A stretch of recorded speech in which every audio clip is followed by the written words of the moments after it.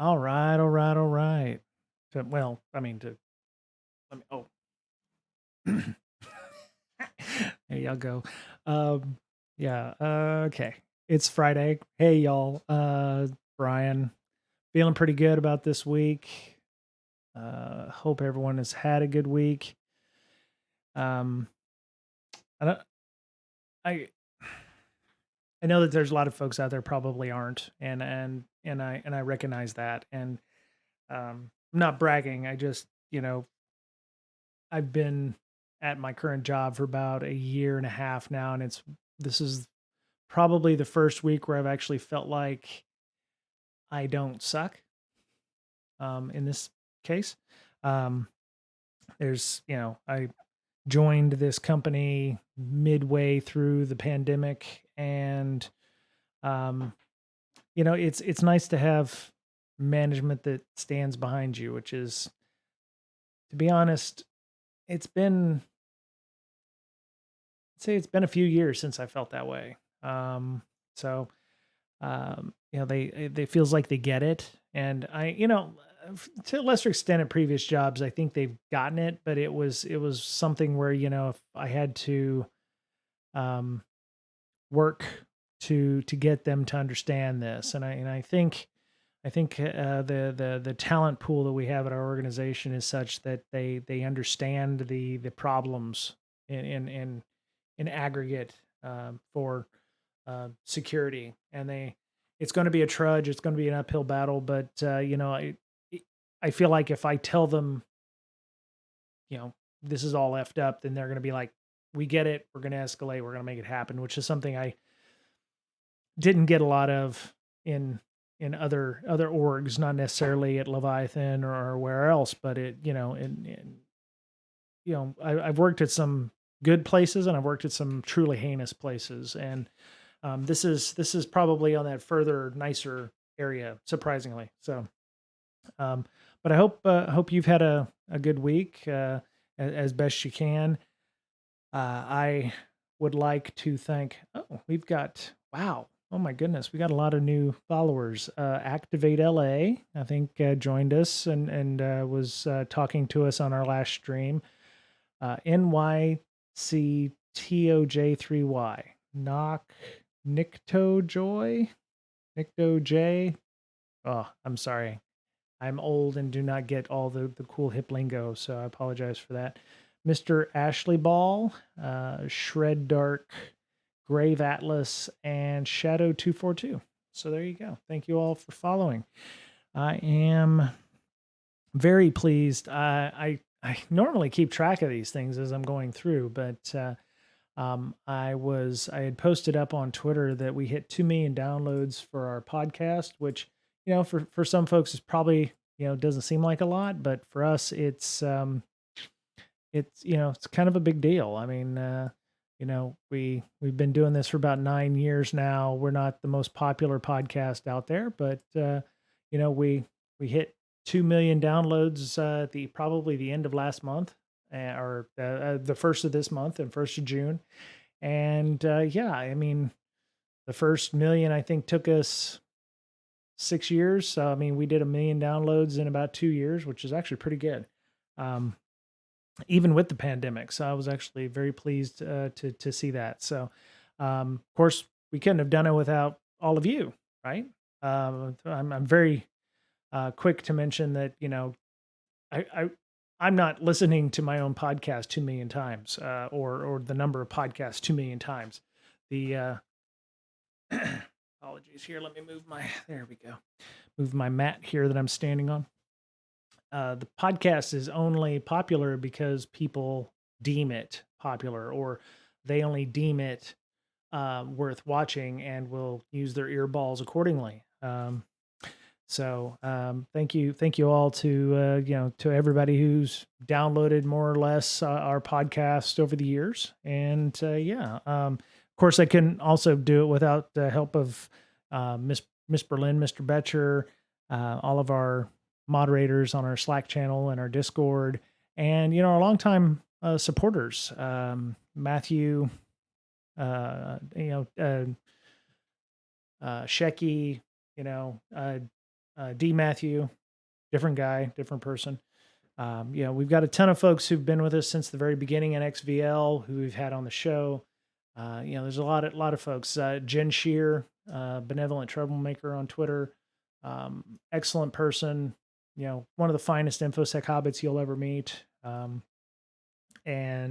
So just like to thank all of the people for doing that. And of course, being me, I dorked up the tweet that it was on. I said, you know, we could have done it without.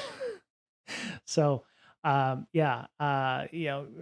like dorking up a good tweet, congratulating and asking people and thanking them for their support by saying, yeah, we could have done it without you. So, I was just flipping it so that, I screwed that up. Obviously, we couldn't have done it without our listeners. So, our 400, we've got 400 followers now on Twitch. So, I mean, that's not bad either. I mean, we've got, a ton of folks who see value in what I do and the interviews that we do. Oh my goodness, there I am. Oh, I'm so pretty.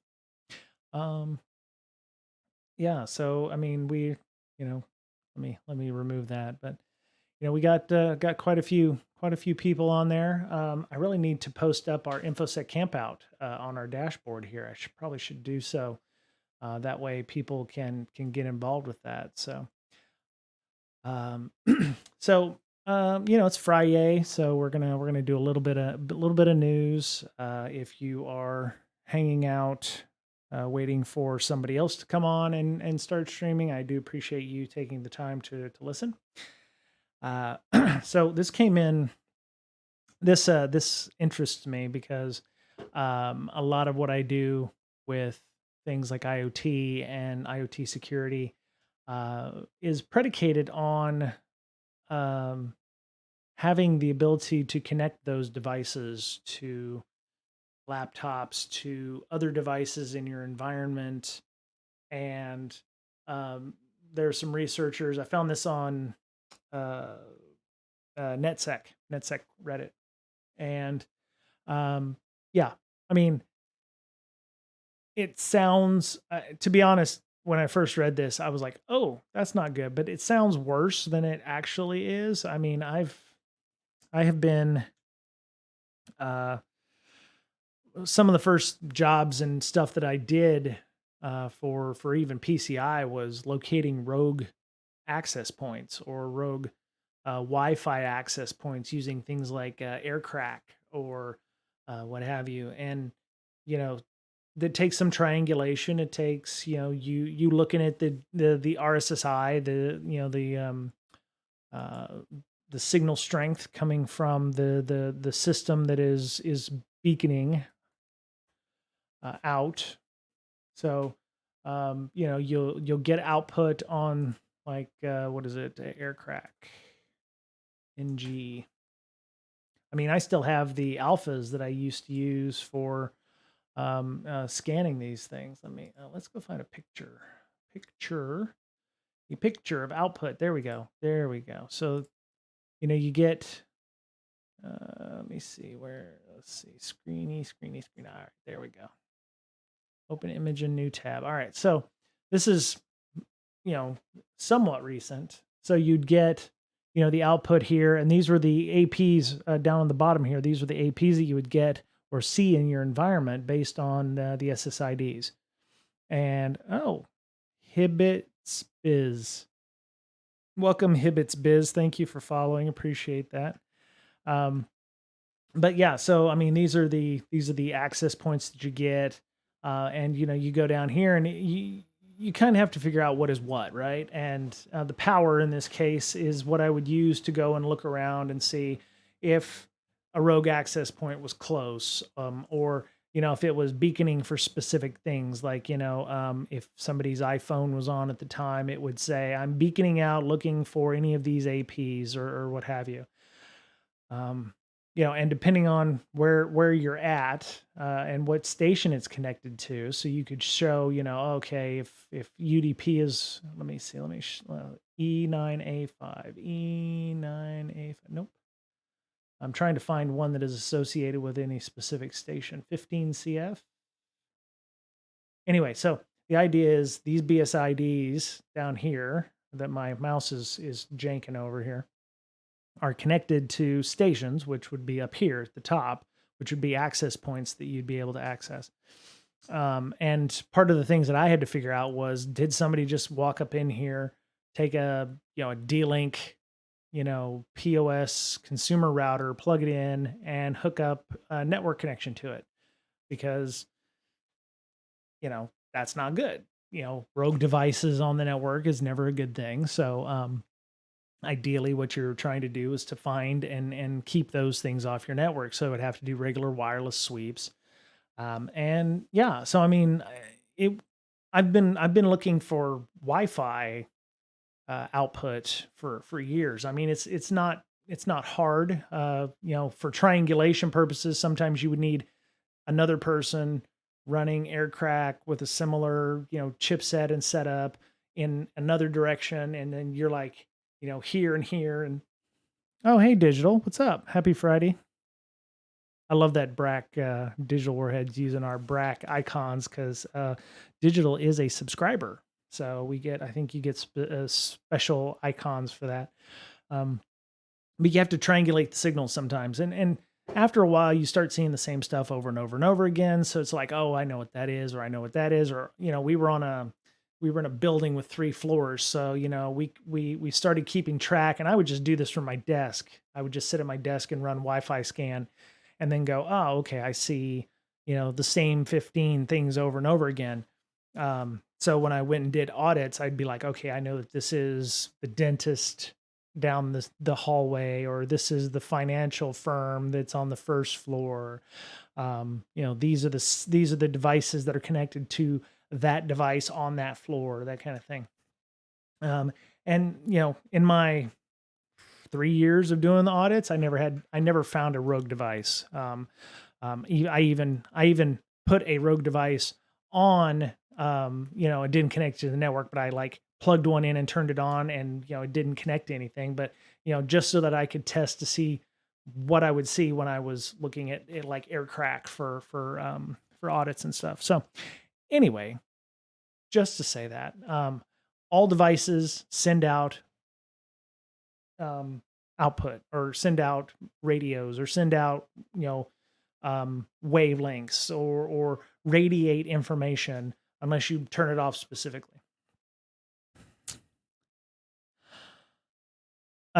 Digital Warhead says, are we talking RF triangulation? My Motorola simulcast system has that ability to triangulate rogue signals. Well, so ideally I was talking about, so this was an article in Hacker News where they said that Bluetooth signals could be fingerprinted to track smartphones. And I said, because it's not just smartphones that have Bluetooth in them. You have IoT devices, you have cameras, you have all kinds of things. I mean, my little speaker here has a Bluetooth chip in it that, if I've got it powered on, it's going to beacon out and look for things.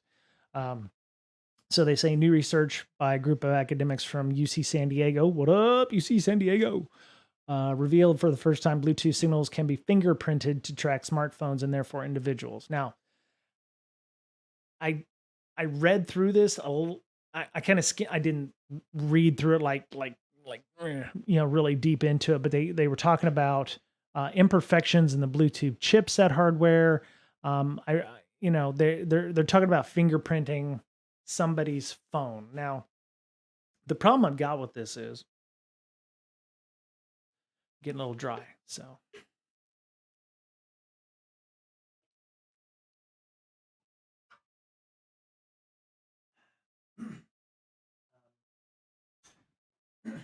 the problem is, yes, you can track phones, right? Honestly, though, my issue is, what can it actually tell you other than, yes, that phone is here in this area. You can track smartphones and individuals, but unless you can pick an individual out, I mean, I really wonder about the what you can use this for. I mean, let's say I'm just trying to think as a bad guy here.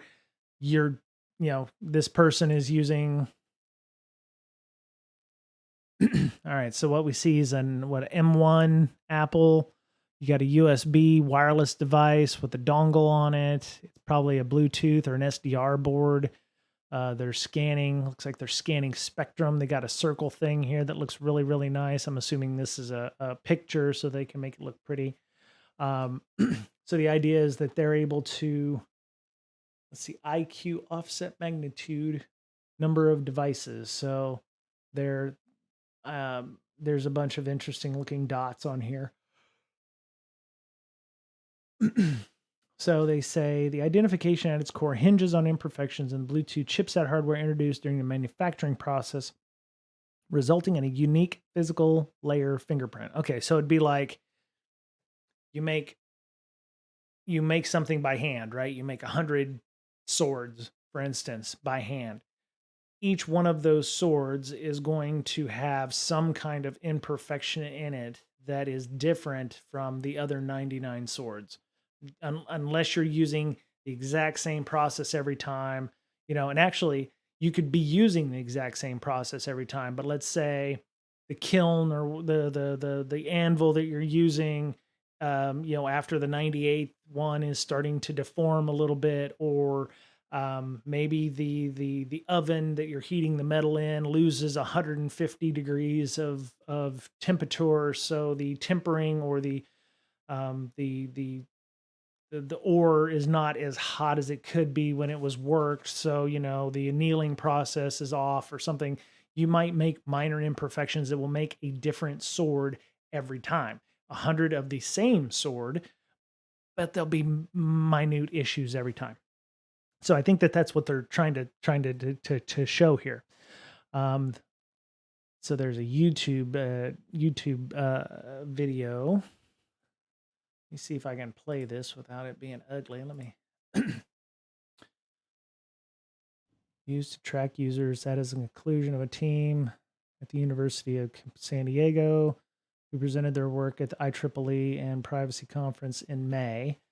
Okay, the research team was the first to show it is possible to track individuals by using Bluetooth fingerprints. Bluetooth signals are used to pair smartphones. It's with accessories like wireless earpods or for finding your device when you lose them. Okay. Yeah, or used by COVID tracking apps. Okay. So I could see that. I don't want to do the whole thing because I'm worried about DMCA takedowns or what have you. But it's interesting. So hey, Wicked Blue. Hey, what's up? How are you? We're talking about Bluetooth tracking of things and people. There's a number of IoT platforms.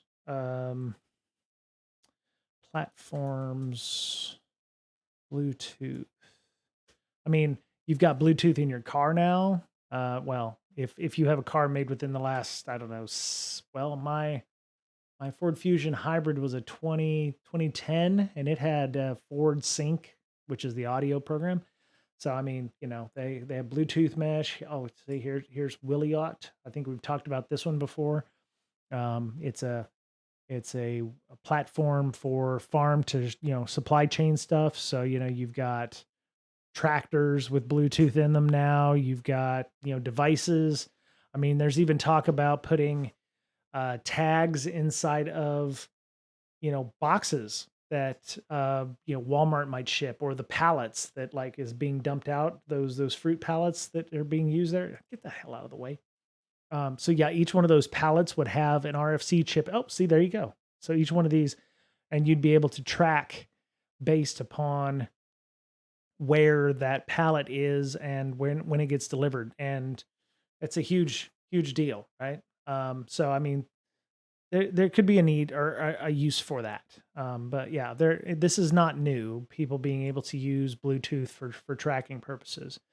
There's not a lot in the story because it is the hacker news, but you know, we just telling people to turn off your Bluetooth I love some of our I love you can't just turn that off. I mean, they're able to uniquely identify the device, but to what end, right? If you're in a busy place, yeah, you're going to recognize that there's a phone there or what have you.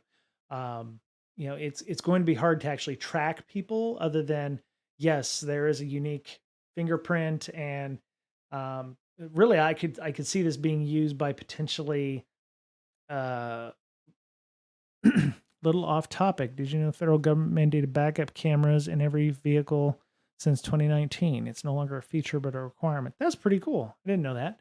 Um, I know that what was the yeah, because it costs like what $14 to put a backup camera in digital. It's interesting, but yeah, I mean that's awesome to find out that there's it's such a simple little feature, but it's you know so helpful. I think in terms of safety equipment, that's probably the best thing. I actually see a future where we're going to have dash cams, right? Y2T Ford's is worth about 62 cents.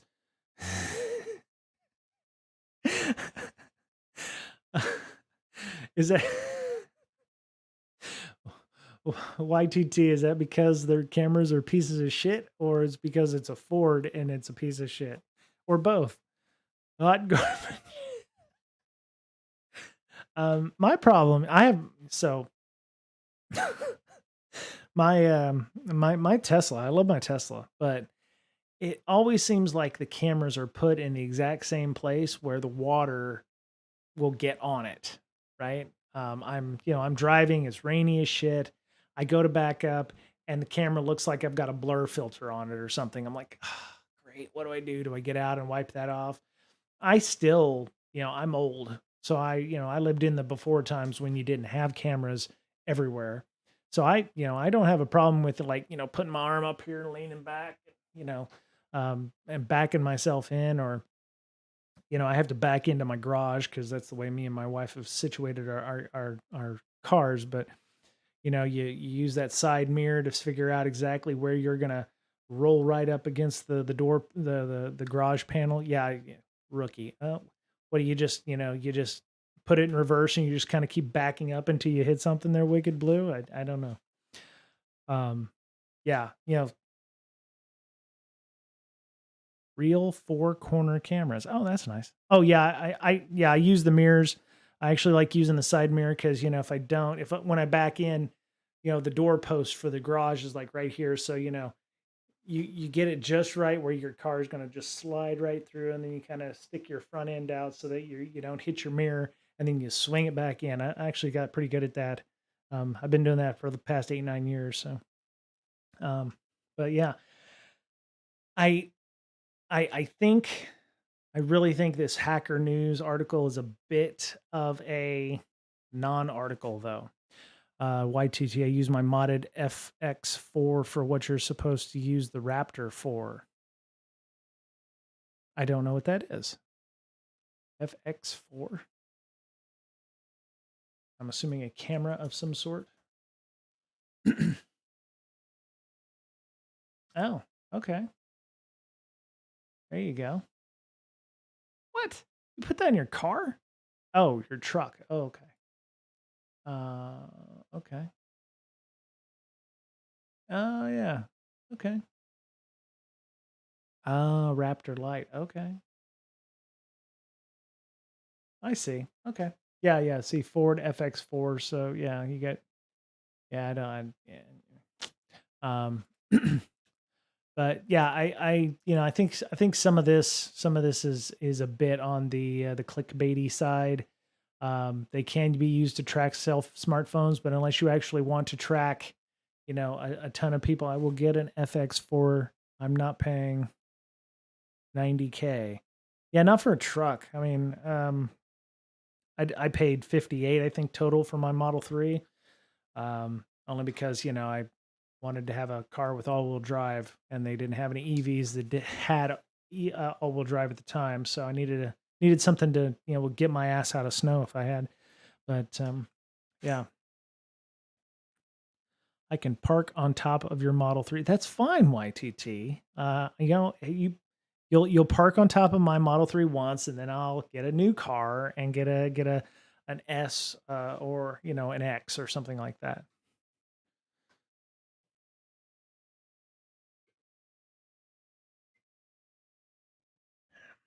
Actually, I joked with my daughter that I would give her my hand-me-down Model 3 and then go get another one because she needs a car. And I was like, well, my car's fun to drive. It's got a nice big ass, um, roll cage in it.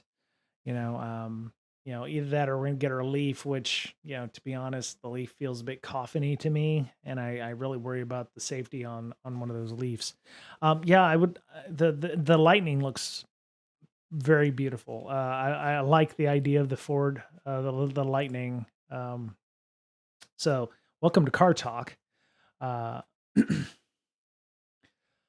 yeah, that it is pretty, and I do like the chargeback feature. That's one thing I really wish I really wish my Model 3 had or future Teslas had would be the chargeback feature. So, if your power goes out in your house, you just hook it up and it'll go back into it. It'll supply the house. Yeah. So they talk about backup power, 3 days of backup power. That's impressive. I mean, um, that's really awesome. And a mega power frunk. Apparently, frunk is now in our lexicon. So, um, my whole thing is to get away from people as far away from possible. I keep modding the truck to get further and further from people. Well, with a big enough solar panel array, you could charge your truck or car without even needing it. So electric can't do that. So YTT, if everything goes to pot and you are out in the middle of nowhere and you live, with a solar panel installation or the ability to make your own electricity, would it not make more sense to have an EV instead of having to figure out which gas stations won't work in the in the post-apocalyptic times? It is a pretty vehicle, but I would not be able to park it in my garage. So, you'd be like the Martian, YTT. Remember, he's traveling across um, Mars, and he had to stop every so many hours to charge up with his solar panels. So you have a couple 300-400 watt output. It'd be a trickle charge, but you should be able to. Digital Warhead says, I've always found it interesting. Car Talk was hosted on NPR. NPR is like, you're a horrible person for driving a gasoline car, but now here's our segment on how to restore your 1980s gas guzzler. yeah. Yeah. I listened to -1 episodes of Car Talk. I had never listened. Hey, Super Lolly, welcome. Oh my goodness, happy Saturday, and you should be back. Go back to bed, Super Lolly. Oh my goodness. I'm glad you're here though, but man, go back to bed. Um, but yeah, we're talking about EVs. We were talking about Bluetooth stuff, and then we went to EVs. But yeah, take this for what it's worth. In a busy area, you're not going to be able to actually discern who is what unless you can get, you can start narrowing that down. I actually see this being used perhaps by law enforcement, be able to track movements of people through like a park or something. If you could say, well, this notification happened here, and then we saw one here that was exactly the same, so we can infer that this person walked from here to here and the attack happened here, and then all of a sudden, they speeded up, so it was further and further away. I mean, I can definitely see that in terms of being able to track people, but yeah, I think this is a lot of clickbaity stuff. So, let me see. So, I was reading about post COVID. Not to get into too much COVID, but my red team, half my red team is down because with COVID because of recon. What happened in Toronto? I also saw some posts on Twitter about people who tested positive at RSA. Thanks for summarizing. I was late, connected on a network I don't want Amazon to know exists. Okay. So yeah, so YTT, you can scroll up and check out the Hacker News stuff. It was doink, doink. Yeah, I'll post it up here again. So oink. There we go. But yeah, so ideally it's, there's a lot going on there. Oh, I didn't know that. Okay. So that was the Hacker News article. Um, but yeah, so yeah, there were several people that did mention that they got COVID, either at the RSA conference or at the airport going to and from. Also heard, yeah, like I said, several people on my own red team got the vid from Recon. So considering the pictures I saw at Recon, nobody was wearing masks. It was very much inside, like a typical hotel. And so yeah, it's not good. People just seem to think, they're going to get it and they're going to be fine. It's, the one thing, with not to tout InfoSec Camp Out, but it's an all outside conference. So, you know, we're still going to, the InfoSec Camp Out we're going to have, um, it's all going to be outdoors. The only indoors we're going to have is the barn.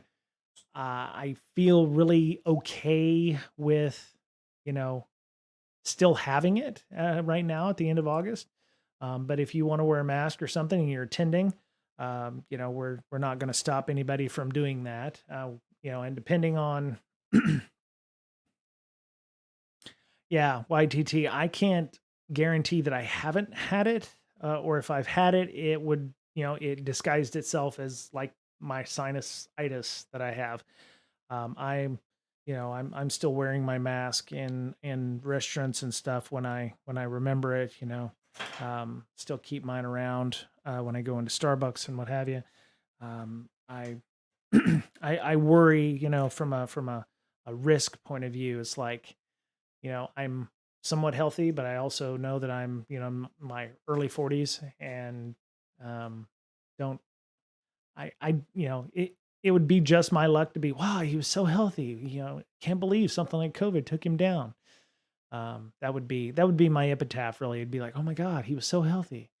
He walked 6 miles a day and whatever, and da di da. And it's like, great, I'm that guy. So, digital. You're gonna buy your ticket to InfoSec Camp Out. Please do. If you are coming, I would definitely make sure you make yourself known, and yeah, I appreciate that. um Super Lolly, I wear my mask going out except only when eating at a restaurant. Yeah, I try to do that as much as possible myself, Lolly. um my worry is the people who, work in security, work in InfoSec, and don't go to the worst case scenario. you know in all of our things, and all in security, we tend to think the worst of our organizations.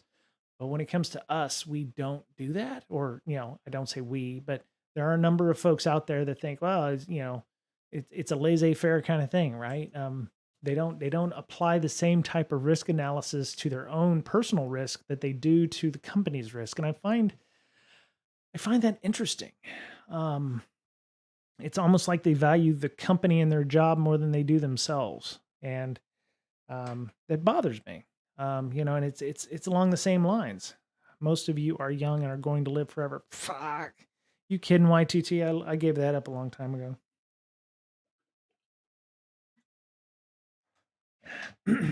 I I have both sides of my family. I think my father's side is the family telephone pole, not the family tree. Um, that, Wicked Blue, that, yeah, if your risk threat model is such that you feel it's an acceptable case, I have no problem with that. I just, I can't take that chance, right? So, and I automatically assume everybody around me is an awful person and are super spreading that shit out. So you're absolutely right. It's a person by person basis. And so far, I have not seen any security people or infosec people that I've seen on Twitter, bad mouthing people who are masked. When we had our conference last year, we had more than a few people were masked up, and nobody said anything, which was great. I would have kicked their asses out if they had. Um, and as far as I know, nobody got COVID. Probably because everybody was still, vaccinated, and we were outside for the most part. One of the things that I like. So Digital Warhead, you have the family tree, which has branches, branches that go out. Um, this is, my family, my wife's family tree is more, or my husband, my father's family tree is more like just a single, yeah. Yeah, there you go, YTT, yeah. Um, yeah, I've seen that too, Wicked Blue. It's like they're driving in their cars, not sure why they would need to have their masks on, but you know, um, even when the pandemic was going on, I didn't have my mask on for that, but I tend to keep my windows open as much as possible. So, um, but yeah, so this is they're yeah. See, the reg is pretty much spot on. I mean, in even less than a week, we had there were people on Twitter saying, yeah, woke up, felt like shit, was negative going to RSA, was negative coming back, but the next day I've tested positive. Don't know if that's actually legitimate, or maybe they just didn't stick that thing all the way back in until they felt resistance. But yeah, we'll see how bad RSA really was in a week or so. On this, 26,000 people were in the Moscone Moscone Center. So yeah, we'll see what happens. But yeah, so um, yeah, it's a curiosity thing, right? Moscone, is that how you say it? Okay, okay. Thanks, YTT. I get it, Moscone and Moscow mixed up, so sometimes I say Moscow just because everybody knows what I'm talking about. Um, but yeah, so what I would love to see is I would love to see more conferences continue the virtual thing, which is what I'm hoping we will be able to do with InfoSec Campout, because there are a lot of, even without the pandemic, even before the pandemic, there were a lot of folks who are like, hey, I'd love to go to the conference, but can't get the time off. Company won't pay for it.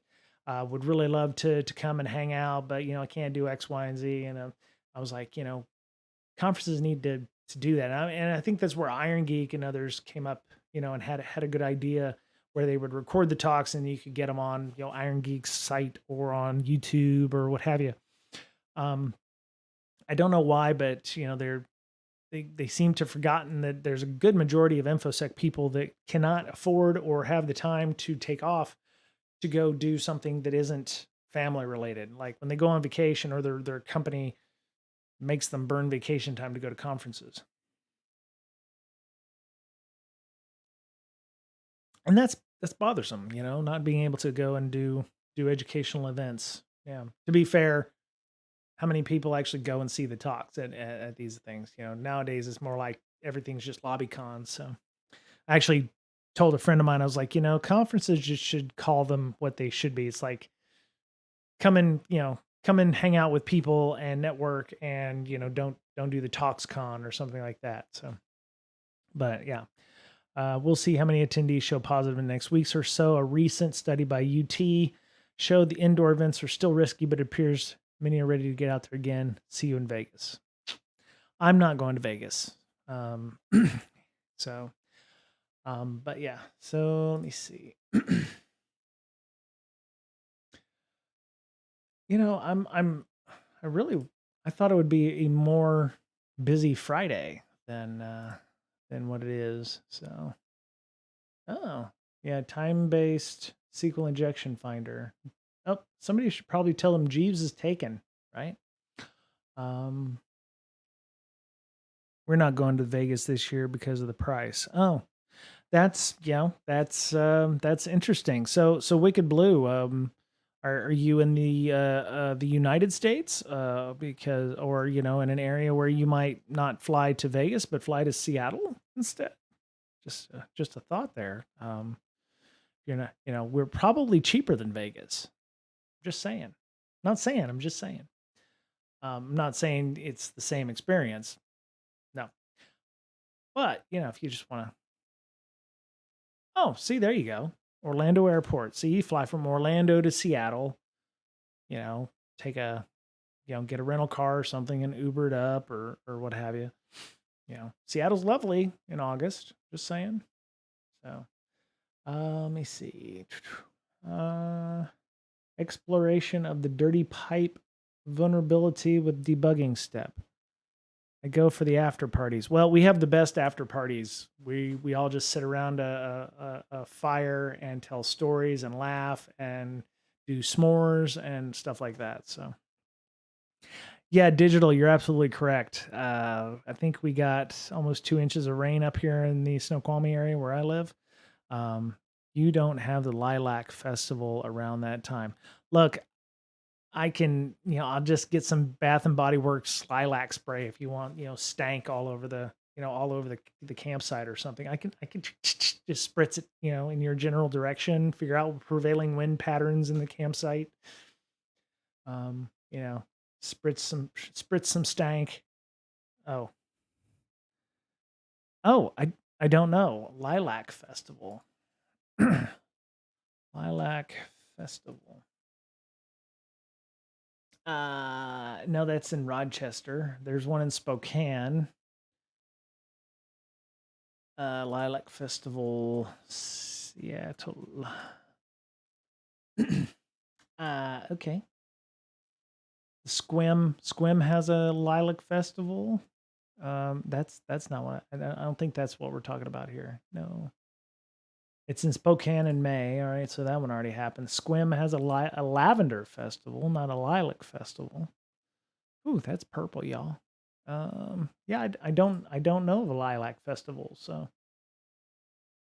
interesting. So send us a link, Wicked Blue. Oh, lavender. Okay, so Squim does have a lavender festival. Um, yeah, okay. So it's got some stank going on there. Well, I bet that smells. I actually like the smell of lavender. We have some growing out here by our neighbors, so I'll just pull the blooms off and kind of crush them in my hand when I'm out for a walk. It stings real pretty. So, okay, yeah. I did not know that we had a lavender festival, but that does not surprise me one bit. So, I actually enjoy the smell of jasmine. If you've ever been to San Diego, uh, or in Southern California, as a matter of fact, when I was there in May, even the place near LA LAX that I was walking to every morning, um, the areas where the intersections were, they had jasmine, and I love the smell of jasmine. So looking forward to getting back to that. So look at the topics you've discussed today. should so Wicked, should I change my I should change the descriptors, like, oh, we're talking about flowers. Oh, I talked about 2 million downloads before you got here. I think the podcast hit 2 million downloads, but um, secret vulnerability in GitLab. Ooh, a vulnerability in GitLab. I do like NetSec. I can't post to NetSec, but they do have a lot of good places to be able to pull like RSS feeds and stuff. So so GitLab, it's a DevOps platform. It's like GitHub, but not. Uh, there's a vulnerability exploiting rich representation in Jupyter notebooks in GitLab. While browsing through GitLab vulns on HackerOne, I noticed the rich representation of Open API specifications was once subject to a stored cross-site scripting vulnerability. Oh, okay. This made me curious whether this type of vulnerability could also apply to other rich representations in GitLab. So I started fiddling with the Jupyter Notebook viewer of GitLab and was rewarded. Uh-oh. Interesting. That might be something to look at. Lack of sanitization in Jupyter Notebook rendering. Okay, so you have these are key value pairs. source a data method equals /put data params message pwned. Okay, data remote equals /true. I'm sure. Okay, so this was the following. Okay, outputs the contained HTML without sanitization. Okay, so this is the output here. While this is just an invisible link, the styling creates a layer on top of the notebook that triggers the link upon the first click of the user. I did not know that. Yeah, Wicked, you're absolutely right. We just don't know what topics we're going to end up talking about. But that's why, y'all come in, you ask questions, you talk about stuff. I sometimes I like letting y'all steer, if you will. So what it looks like is attacker ID would be the attacker ID on GitLab, and project ID would be the ID of the GitLab project to gain access. Huh. I have no idea how to use Jupyter Notebooks, so I'm sure that this is incredibly important. But it does sound like, okay, so they have reported the vulnerability to GitHub in 2020. They shipped a fix in version 14.3 in September of last year. All right, this is an old link. Okay. Well, I mean, just because they patched this doesn't mean that there may be other examples where you could do something to Jupyter Notebooks for that. So, welcome to the chat room. Uh-oh, did I drop?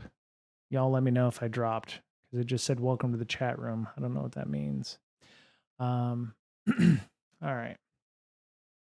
So, let's go see what else is on NetSec. Maybe they got some news. Pac-Man attacking ARM pointer authentication with speculative execution. Okay. Raptor WAF. Ooh, web application firewall made from scratch. Very nice. Okay, good. Okay, thank you, YTT.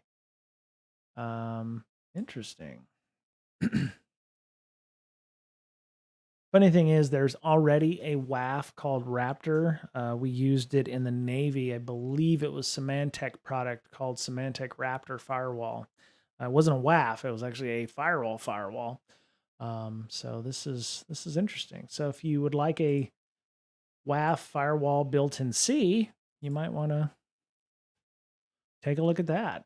Of course, it's probably subject to the same issues that any other WAF has, where you have to build your own rule sets and you have to, I would imagine. So they have different, looks like they have stack canaries involved, no execution. Cool. Pi, which is Pi. It's about execution as well. Code. Pi code. Yeah. Position independent. Yeah. Executable. So every time you run, I believe the way the Pi works is every time you run the executable, it loads to a different part of memory, not the same memory every time. Yeah, body of machine code being placed somewhere in primary memory executes properly regardless of its absolute address. Okay. Position independent code can be executed at any memory address without modification. This differs from absolute code, which must be located at a specific location to function correctly. So there you go. So yeah, they've added all of the. Oh, they used Fortify. Wow. So this person was actually doing their due diligence to try to make a less shitty C program. So there you go. Oh, and Relro, which is Relro relocation read only. That's it. Yeah. The default setting in GCC, nearly all binaries will have at least partial Relro. Stands for relocation read only. It's a security measure and makes binary sections read only. There are two modes, partial and full. So it looks like they do full read only areas, that's pretty cool. Yeah, go and grab that. Might be fun to run on your local systems. Let's go poke on that a little bit. Fungus codes. I don't know what that means. Okay. Oh, interesting. Okay. Raptor WAF.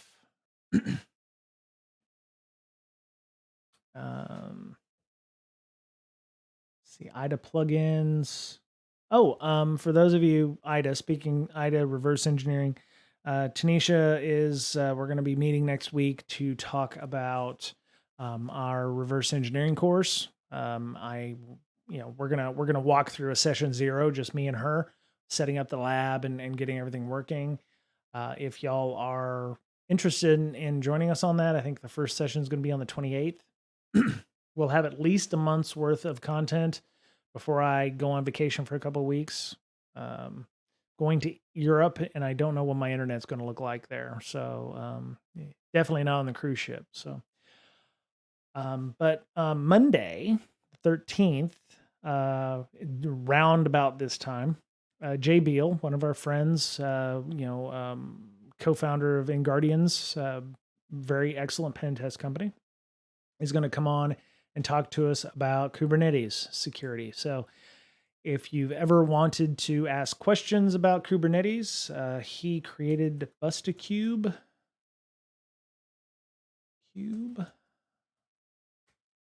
Which is a deliberately vulnerable Kubernetes cluster. I think I've mentioned it here before, as you can see. He's the CTO of InGuardians and an excellent person. We've had him on the show a couple of times. The bird. Yeah, so Wicked, it'll be a series of classes on reverse engineering. We're actually going to kind of jump in and we'll be, no, it's okay. No, yeah, I'm still at work too. Wank. But yeah, we're going to be setting up a lab. We're going to be using I believe Gidra is what we're going to be using. Yeah, super lolly. Set your calendar. We have Jay coming on, and we'll have that available. You're a subscriber, so you've been subscribing for 2 months. Thank you so much, super. We will have that as a video for VOD, then record that. I will definitely make that available to our Patreon supporters as well. I've been trying to figure out how to do that, but anyway, we'll be talking about Kubernetes and the security of that. It's been a while since we've had anybody on talking about Kubernetes, probably over a year. And Kubernetes is one of those things where you could start using it this week and it's completely different next week, or there's been a bunch of changes or what have you. So go and feel free to go and poke around on this. I believe. So we'll try to spend as much time as we can on Kubernetes. Super Lolly, yeah, definitely. Feel free to send along any questions or get involved if you'd like with feedback. I know enough to know that I don't know enough about Kubernetes. It's one of those things like one of those things with the code. I don't use it, so I don't know what I would use it for in my own lab or my own home. So, yeah. But yeah, there's instructions on how to set everything up. VMware Fusion, ESXi. There's OVA files you can use for that. And you can change the NAT networking to make everything work properly. Answer keys right there. I'm not going to click on that for spoilers because you can test it out if you can. But the last time we had him on talking about Bustacube, we were still doing the audio podcast. So he shared his screen with us, Mr. Betcher, Mr. Berlin, and myself. But we didn't record anything because we didn't have a good place to put it on our YouTube channel. So, but yeah, go check that out. And, we'll ask questions about, can you use VirtualBox and what have you as well. So, yeah, so let me see. Symbiote, a new hard to detect Linux threat. Oh, is this the VMware stuff? There was some Linux malware. Yeah, there it is. All right. Deep dive analysis of nearly impossible to detect Linux threat. See, I always thought that Linux kind of laid bare everything, right? You can always figure out, it wasn't hidden behind registries, or it wasn't hidden behind, service host dot, svc host dot exe or what have you. So let me bump this up a little bit. There we go. It's a joint research effort between Joaquin Kennedy, security researcher, and Tezer in the BlackBerry. Yeah, I read about this with the BlackBerry stuff. They have a blog about Symbiote. They've.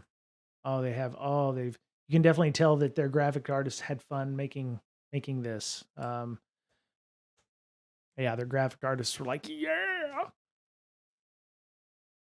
So, symbiote is an organism that lives in symbiosis with another organism. Symbiosis can be mutually beneficial to both organisms, but sometimes parasitic, right? Similar to DLLs, you have symbolic libraries.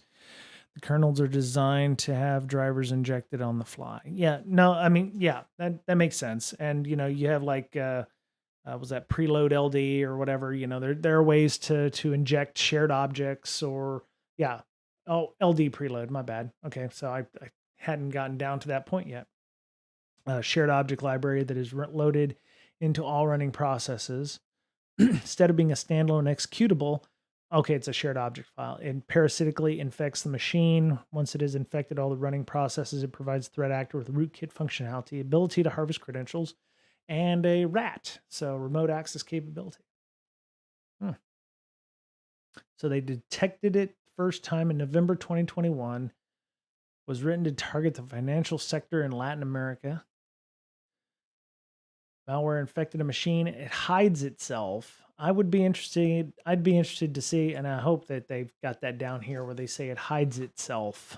The rat should be loud, hardly undetectable. Yeah. I'm hoping they'll explain more of that YTT as we go down here. So, and in any other malware used by the threat actor, making infections very hard to detect.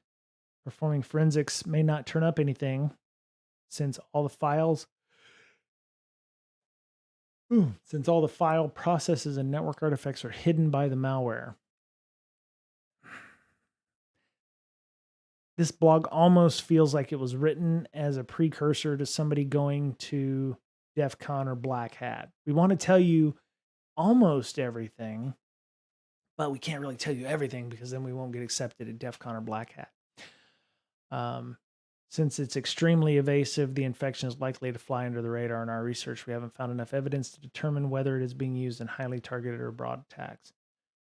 There's one of two things. They've either wrote this teaser-like for Black Hat or DEF CON, or they're still working on how everything works. So they talk about the malware. Maybe, you know what? I'm wondering if there's not somebody we can find that has this.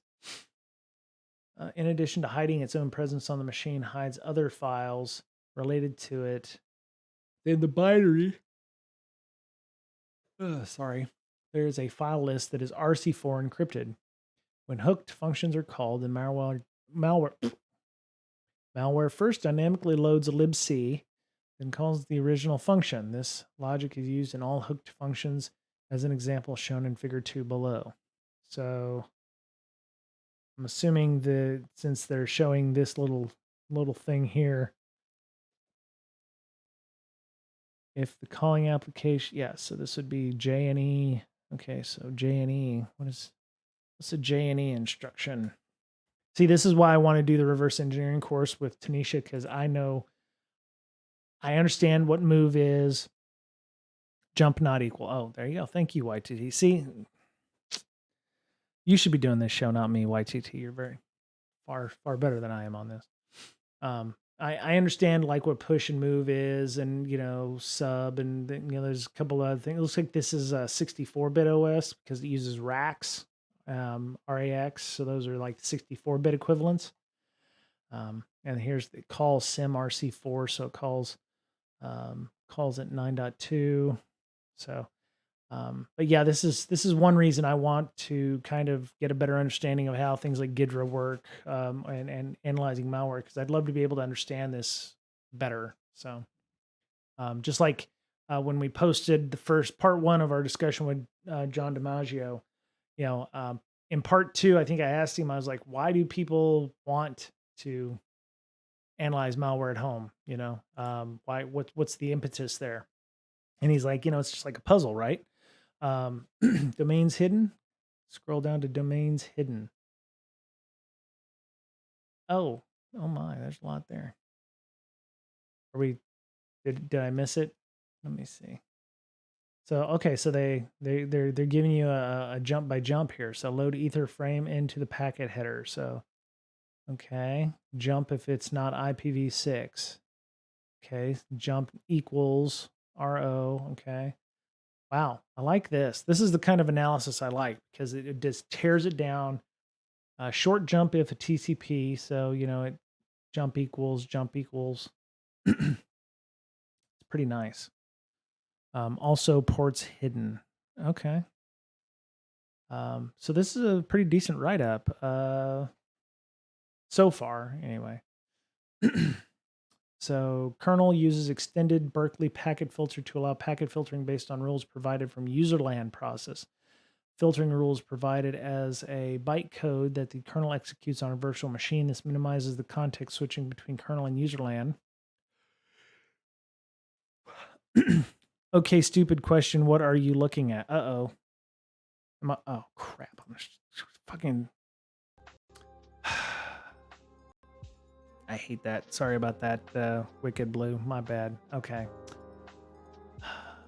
So this is the BlackBerry.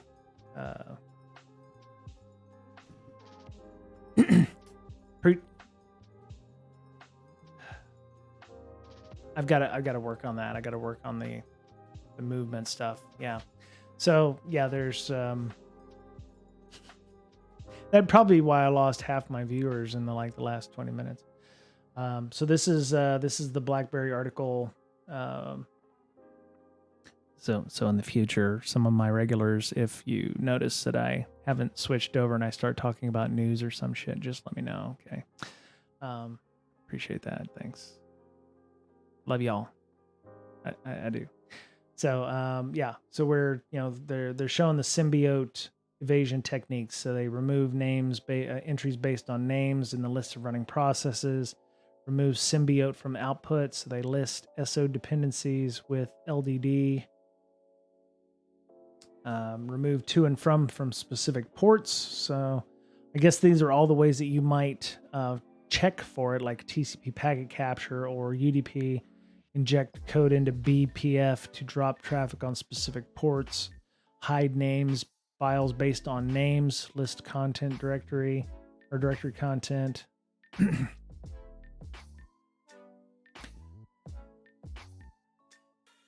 I'm done, YTT. Rant away. Squawk it up real good. I told you, YTT, I have issues with this because it's like they're, and I hadn't gotten all the way down here. So, there's IOCs at the end. Okay. All right. Dr. Joaquim. Okay. So file names that are hidden, exfil domains, ports hidden, domains hidden. Okay. So there you go. Asset.fans, Ciaxia.cx, dpf.fm, bank, Codo, Brazil.dev. They did say that this was found in Latin America in November 2021. So it's trying to hide these various processor names. Watchdog 0, CertBot X64, Java utils. All right, so there are definitely some indicators of compromise here. Kernel dev.so.bkup appears to be an early development build. So it's like they're hiding in plain sight, right? They're trying to make a file name that looks somewhat legit, which is,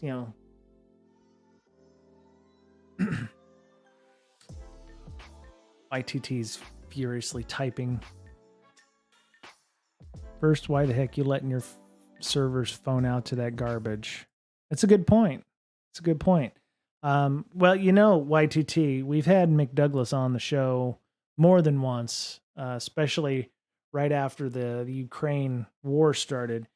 talking about, you're still allowing egress, right? There should be, yeah. Why are they talking on those ports? Why are you allowing that information? All those ports should be blocked going out to, all those ports should be blocked. All those, domains should be, blocklisted, or, from certain domains, you don't need to go out to a CX or a .wf, there's no reason why your sites, your servers should be going out to a .wf or .caxia, that kind of stuff.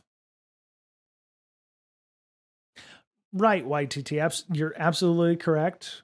These are definitely hygiene things, right? There's a lot of companies not, doing these kinds of things where, you should not be allowing, most servers aren't going to be going to a .cx domain, nor should they. They you should only be allowing them to communicate out to specific places if they did not make the connection themselves, right? I think, what is it? What did he say? Yeah, it should be, if the server is making the request to go out and it didn't come from something coming in already, that's a problem, right? So you should not be allowing your servers to reach out and egress that way. It should be a, the server comes in, goes to the website, asks for the request coming in, it makes the request going out. But if the server's like, oh, I didn't make that request, I'm going to go ahead and make that request anyway, and it goes out without a corresponding inside or coming in request, then yeah, block that shit. So why are you not proxying? Why are you not examining proxy traffic?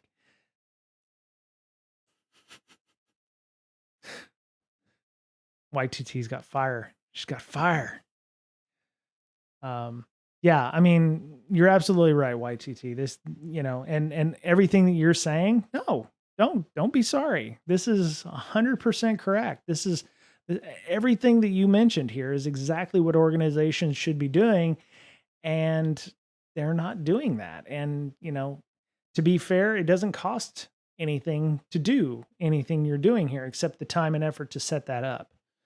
Um, if you're not proxying or examining proxy traffic or, monitoring your egress or managing your egress, yeah, you're not doing yourselves any favors by allowing that. Right. This is basic stuff. You're absolutely correct, YTT. This is basic network hygiene that needs to be done. And yeah, you know, these organizations shouldn't be allowed. There's firewalls and there's proxies, there's WAFs. I mean, there's all kinds of stuff. Day one junior admin, right, right. So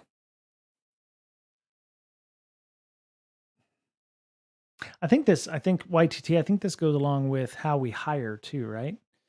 I'm trying to dovetail into something here, but we're wanting people that we hire to have knowledge of all of these specific applications and things, when in fact, if there's specific technologies that they're asking for us to use or to understand, um, maybe we should be asking during interviews what you're doing for basic hygiene, or are you .wf, any domain with .wf should be blocked. You should not be able to. CISO should be directing. I'm not a CISO, but if were I a CISO, that would be like, I would say that would be like, not day one, because being a day one CISO, it'd be like I'm coming in, looking at the lay of the land, and then waiting to be the seagull. But if you come in acting like a seagull first day, but you're absolutely right. CISO should be directing this. CISO should be like, basic hygiene, get it done, and shielding your security people or your IT admins or your infrastructure folks, and going, look, there are a number of domains out there that should be blocked. Anything or not blocked, but it's like domains that we should allow. Unless your server's going out to do auto patching, that would be, I think, one of the reasons why you might allow an outbound connection, but it should be a legitimate organization or a .com or something like that. You should be asking day one, how are we doing this? Right. Listen, record, document, and then, start working through there. But yeah, I'm not a CISO. I can't get there yet. I don't know if even yet is something I want to be. But I would love to be able to, I would love to be that person. YTT, you have gotten quite a bit of, uh, you're higher than a CISO. You're better than a CISO. You managed to break through that and break on through to the other side. So, but I would suggest, if you are a Linux admin, or I'm sure that somebody out there has a copy of this. If you wanted to analyze it and see what it would do to a VM that you have running on your box, that it kind of worries me, because Tanisha did say we're going to be analyzing malware, and I'm hoping that it's not malware that's icky, or my worry is that I'm going to be that guy who's going to infect his own machine. So what I plan on doing is taking my piece of shit Surface 3 over here that doesn't do anything, probably set up a capture card or something like that, and then run the malware on that. That way, I'm not infecting my own like laptop here. So, um, but yeah, um, so yeah, there's okay. So they use a lot of the same graphics from the BlackBerry site. Uh, yeah, I don't know if there's anything new here, but this is the. Have you looked at Cuckoo Sandbox? I believe we're going to be using Cuckoo for sandboxing, and Gidra, I believe, as well. I believe we're going to do some network isolation. So it's not, the other thing that I'm worried about is network isolation. Not putting anything on my network that isn't completely isolated. um, and that's what session 0 for me and Tanisha are going to be. It's going to be, I want to see what we're going to be doing. She does this for a living. So she does this for a living. So I have all confidence that she knows what she's doing. It's me that it's me that I worry about not knowing what the hell I'm doing. And, um, yeah, so I'm definitely coming from a position of, I don't know what I'm doing. I'm consciously incompetent? That's what it is. So yeah, I'm really looking forward to that, because I actually would like to maybe, I see people in our Slack and our Discord talking about, oh, here's a credential harvester, or here's some malware. And I was like, wow, it'd be nice to actually see what it does. And I find myself not able to do that. So, um, how to blunt the virulence of new ransomware. Hmm. Hmm. Yeah, dark reading takes a few seconds and segment your network. Yeah. Yeah. I mean, ideally, I have separate Wi-Fi network for my work device, because I know that the endpoint system on it does things on open networks, like scan your environment looking for things. Welcome to chat again. That was really weird. Okay. Both home and in office, I have dedicated hardware running dedicated VMware, running dedicated Cuckoo. That's that's see, that she gets it. YTT gets it. So yeah. Um. Uh, okay. Yeah, I don't want to watch a video. So, um, if you want to, read how a company, and I worry about that being a thinly veiled vendor pitch. So just keep that in mind. RSA is a vendor conference, first and foremost. Let me see. It's like being in a virus lab and cutting a glove. Where to? Yep. Yep. Yep. Yeah. That's why I said I want to use a completely different laptop that I'm not Actually, I probably would run bare metal on the Surface, and not run, because it's running Windows 10. But if I have to blow it away, then I won't feel bad about doing so, because I've got nothing on that laptop. Um, what was that? What did I see? Most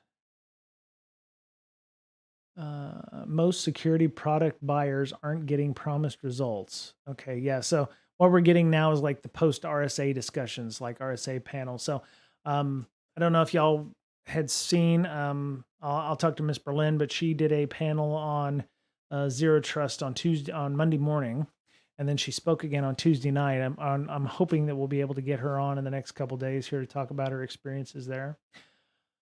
Yeah, there's that. U.S. water utilities prime cyber attack targets experts. Duh. Okay. Tell me something we don't know. Critical infrastructure. Environmentalists and policymakers warn water treatment plants are ripe for attack. Again, duh. We know that. Tell us something we don't know. Y22, are you talking about the water utilities? Are you talking about oh, well, let's go back and see what they're talking about there. I think so. In my opinion, I think what I would feel about that. Let's see, where is it? Most it said most. Yeah, most security products aren't getting what they promised. My thing is, there's probably some um,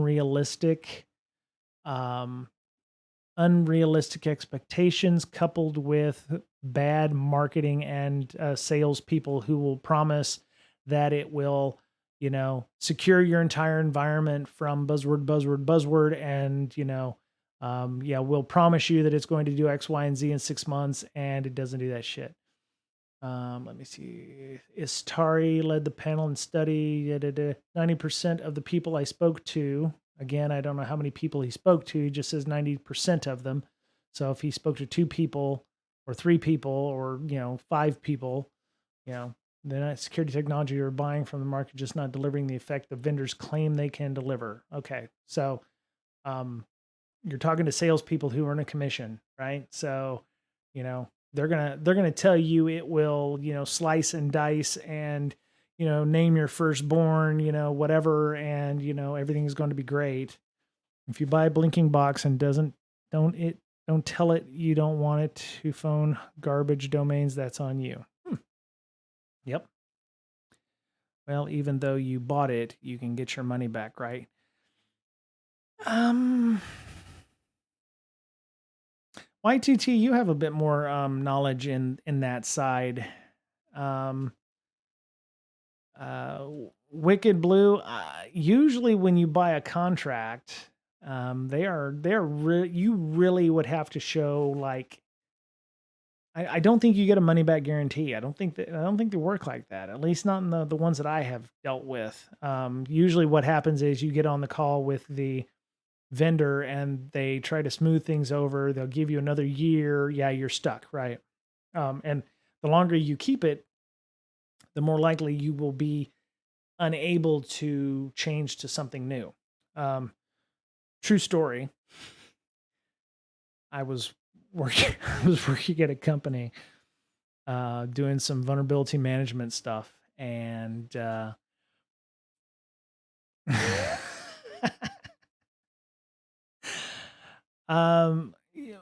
I think the only way out of some contracts, Wicked Blue, would be to show cause, like they knowingly deceived you. Pretty much, you've paid them for X number of years. Now, when the time comes up for a contract negotiation, that's when you would start looking at other organizations. And depending on how big you are, and really, I think Wicked in cases, it really depends on how big your company is, and um, whether or not you have the clout to be able to do anything about it. If you're a small medium business, you're screwed, I think. Um, right. YTT, if it's not so deeply embedded at that point that you can't extract it. Right, right. Especially if there's a lot of integrations or it's an automation platform, or um, you spend you get a contract and there's X number of dollars with dedicated resources that's going to set your environment up to do X, Y, and Z. Um, you know, I used a vulnerability management system that I wasn't a fan of. And I told my CISO, and I was like, hey, I think we should use another one. And because I knew we were coming up on the end of that contract, and I pretty much just ghosted the old vulnerability management system and said, about they were like, hey, we got a week left. Just want to see where y'all are at on, your dates. We're more than willing to extend your contract, to meet that stuff. And it was about the day of the contract expired. I did reach out to them, go, yeah, we're going with another group. And then it was like, oh, what are you talking about? We should probably get on a call and talk about this. And I just kind of ghosted them because we were really unhappy with what had happened there. And I knew that if we had gotten on a call, especially with like, not our CISO, because he trusted me, but if it had been, the GRC folks and, the more people, because they were like, hey, let me, we can get on. I'll just talk with your boss and we'll get this smoothed over there. And I was like, the more people we got on that call, the more people would have been swayed to continue using that piece of shit system. So in that case, I kind of, a lot of it, like Wicked, you say, is horde salespeople. It's the commissions thing, right? They're in it to make big monies, because if they can get people to sign, they get, brand new Lamborghini or, 100, a commission. The commission is probably what makes this whole process worse. So cybersecurity buyers are pressed for time and don't test products they buy. Yes, that is a true statement. See, I'm in it for the relationships. Oh yeah.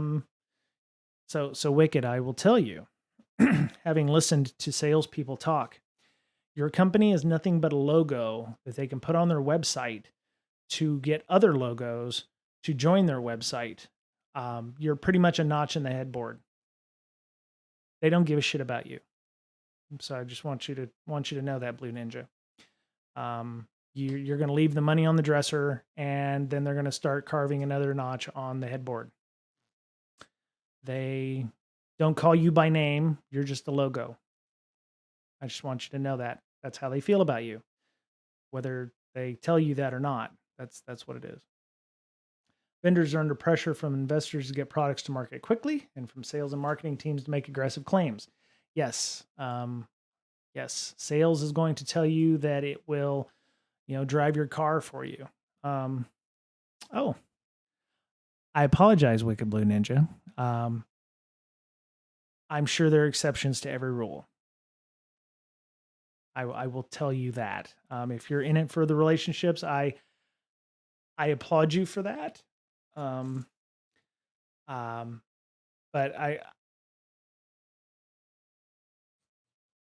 if you get commissions, there's definitely a motivation there, right? Tail light warranty. As long as I can see your tail lights, it's warranted. And you're right, Wicked. There's probably a more flies with honey than with shit.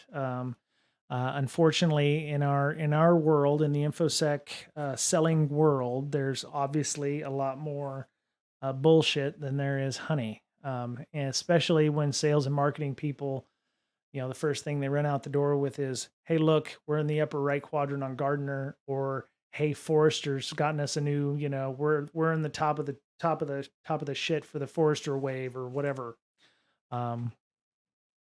You are not in the wrong business. We actually need more people like you if you actually care enough about your customers to not call them logos, or to make us feel like we've just, we're another notch on your headboard or another loop in your belt. So if you keep doing what you're doing, I just have known a lot of marketing people that I have worked with and worked against that do that. So information asymmetry is a classic market for lemons, right? Oh, in 1970. Okay. A vendor knows a lot more about the quality of the product than the buyer, so the vendor is not incentivized to bring high quality products to market because buyers can't properly evaluate what they're buying. That is fantastic. Look at that shit. That was in 1970 that person said that for. It probably goes back even farther than that. I mean, that's pretty much selling, right? Yeah. Yeah. And really, what I would love to see Gartner and Forrester do is to have this information to be able to evaluate things. And the fact that you have to pay to get the Gartner report to find out if the thing you're about to buy is a piece of shit is a problem. it is a problem. And that's why we do diligence. My advice: buy products, don't get sold products. Hmm. So yeah. Um, they're I like this. They're basically just buying and hoping the solutions they're buying are really going to work. I would say a lot of the people that are buying these products aren't buying them to use them themselves. They see it in CIO magazine, they see it at RSA, they see it in an ad at an airport. You see, we stop breaches, or we are awesome, and um, you well, yes, YTT, but you know, you get your CIO out there, going to an airport. At, I'm not, I don't mean you directly, YTT, but you get people like, hey, I saw a cool advertisement at the airport on my way to Bora Bora or something, and hey, we should probably buy this because it looks cool, and they have an Android, we stop breaches, and that's so yeah, here, this is interesting. So CISOs and security buyers have the following issues impacting the supply of effective solutions: compliance, sticking with the herd, first mover advantages, disadvantages of additional cost and time, resources are tight, information relying heavily on peers, vendors, and limited assessment, pressure to solve urgent short-term problems. The other one I would add for this is, I'm the CISO who just came from a company, and I'm going to put, because the security stuff worked, oh yeah, we used Nessus here, then it will obviously work just as well in my new job. Or I just came from insert security company here or tool company. I'm going to make them use it at this new company because I have friends over here who would love to be able to get commissions and stuff. I see that as a problem and a conflict of interest. I see this at the airport. Does it sound like something we could use? Does it pass the sniff test? How about you open a dialogue, see if we can get an evaluation on your terms? See, YTT's got the right idea, which is great. This is that networking thing that we talk, that I like talking about. It's like when you're trying to get into the industry or you're trying to find a job, you network when you can, not when you have to, because it comes off desperate. If you have to network. So in this case, YTT is saying evaluate when you can, not when you have to, because you're going to come off as desperate and we need something to fix this problem now. And it's like, okay, well, we're just going to look at these two things. Okay, this one looks like it's going to be good enough. Okay, let's do it. And then it happens. And you don't get what you want. You don't get what you asked for. And the almighty dollar being cheaper means you're going to get what you pay for. So, let me see. Buyers need to improve too. 2/3 of security pros interviewed by Hubbock said cybersecurity buyers need to do better too. Part of that is organizing and placing demands on vendors. I would say a lot of it is some buyers don't know what they need. And when I worked at another org, we were investigating GRC tools, which is ugly. Negotiating from a position of power. I I would say that. I would also say negotiate from a position of we don't really need your shit, but it'd be nice if we could maybe look at it in the future. It's like those things like when you're interviewing for a job. If you have a job and you're okay where you're at right now so far, you don't have the necessity to make. Oh, okay, there you go. All right, so Y2T, yeah.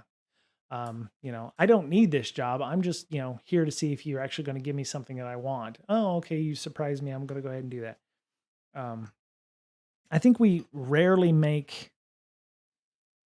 So YTT, do we ever buy from a position of power? It always seems like, hey, you've got 2 months. We have this extra budget. We need something now. You know, or we buy and it fixes one thing in the environment but it doesn't fix the 5 other things we have, or we think it will fix those 5 things that we have but really it only does 2 of those really well and the other 3 really suck, or we have 5 systems out there that will fix 8 problems and they all overlap one another. It's really, really difficult to. I don't fault sales for selling magic beans if you're willing to buy them. Well, as long as the magic beans come with a cow, you're better off, I think. Um, Maybe we can have YTT and Wicked Blue on a panel sometime, talking about being able to buy things. As security people, we don't do a very good job of engaging other stakeholders who would be using those information as well. At least that's my opinion. And I find that a bit hypocritical because we don't invite people to the table when we're looking at the tooling that we're going to be using. That would be either the GRC people, infrastructure, IT, etc. But then when IT and them do the exact same thing, we get all upset because they don't invite us to make those decisions either. The CISO should be planning ahead as soon as the basics are met. I 100% agree with that. I 100% agree with that. So the buyer's charter for safer cybersecurity is based on 5 core principles. Symmetry of information, addressing the information asymmetry issue by informing buyers. Okay. Assessment, defining an approach for truly independent, transparent assessment. Freedom is maintaining innovation and new entrants to the market. I don't understand that. Creates a structure for action that can have a long-term effect on the market, aligning with existing initiatives and driving change where required, all to improve the efficacy of cybersecurity solutions. What's the seller's motivation for providing all their dirty laundry? Right, 100%. Why would the seller put themselves out there with the idea that if I tell people my stuff sucks or only does this thing half-assedly, maybe Wicked, do you ever how much truth do you actually tell your customers? Have you ever told them, hey, they don't need to buy this yet. You need to go do X, Y, and Z? See, YTT, I would just be happy with somebody telling me, yeah, I don't think you're ready for our product yet. You need to go do X, Y, and Z first. It all depends on the sale. So you would sell it to them even if you knew that it would not help them?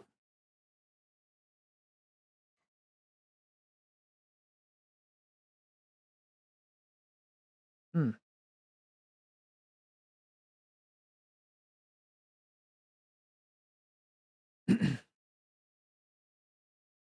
Okay. Okay. Because what I would love to see is more salespeople go, yeah, you know what, our product's probably not the best one for you. You probably should go talk to blah, which is kicking the pants probably for a company, but like, why are you telling them to go talk to competitors? But you know, not every product works the same everywhere. You know,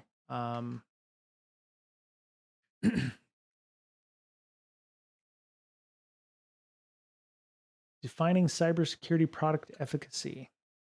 Cybersecurity efficacy depends on 4 things: capability, practicality, quality, and provenance. How much security risk is in I think the problem I've got with this article so far that I've read as much as I can. Now, clearly there's some efficacy measures like, is it in the magic quadrant? No, this is trash. This is fucking trash. Is it in the magic quadrant? Fuck your magic quadrant. Fuck your Forrester waiver, whatever thing. Salesperson opens with that shit, that is a big red flag for me. We are not what you need, but Joe's company provides it. Yeah. I appreciate you, Wicked, for mentioning that. Yeah. As an industry, it's quite interesting that we don't really have a structured way of doing it today. So this is one of the things we're sharing from the research is a proposed view of how to define the efficacy of security technologies.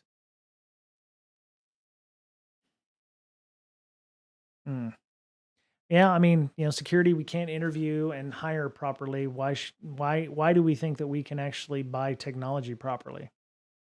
I think we have a systemic issue, across the board here.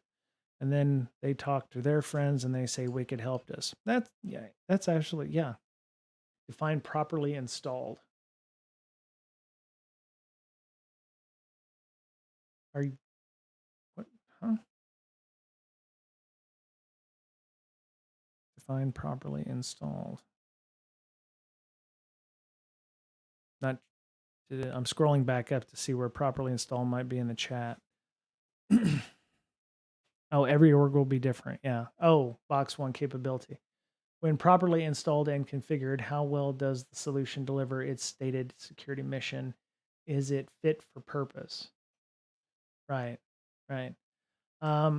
That's why I've always been a fan of asking for additional training or assets from the company, like an engineer or something from the Blinky Box company to set it up for us or talk about how we should best deploy devices in the org, and training for our people to use it afterwards, because if they just ramping up is a pain in the ass. So making sure that they have that training available to them is important.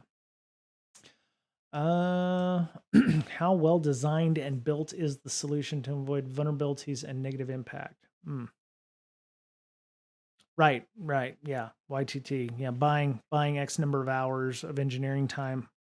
Um, yeah, that's important, especially if your people are maybe not.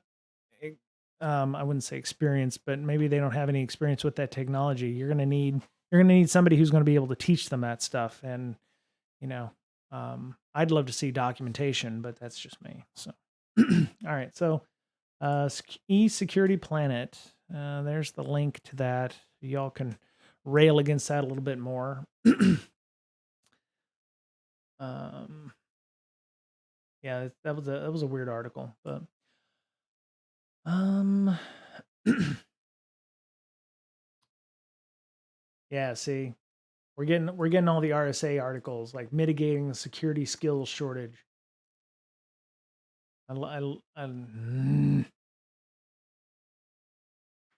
These are all the thought leaders and stuff. This is another article. Yeah. Migrating apps to cloud is set off a hiring frenzy for security pros with expertise related to data analysis and monitoring. Okay.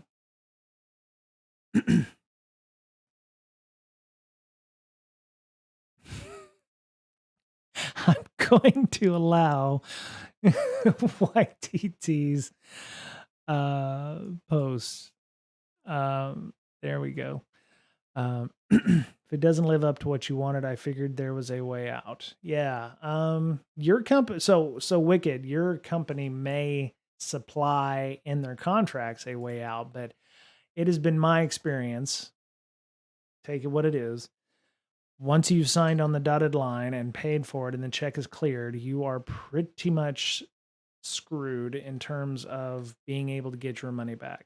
I don't think lemon laws apply to software um, solutions. And if it was a monthly charge, yeah, you could probably cancel it, but you're going to get charged at least a month for that too. Yeah, yeah, my experience too. Unless you can afford to litigate, um, unless you can actually show just absolutely deceptive practices where your own legal team is coming in and going, "Hey, you told us it was going to be able to do X, and it is not going to do X." Um, or sometimes there'll be weasel words like, "Well, we told you it would do X in 6 months, 6 months to a year." Um, well, that is what that article said. Oh, right, right. Yeah. Uh, um,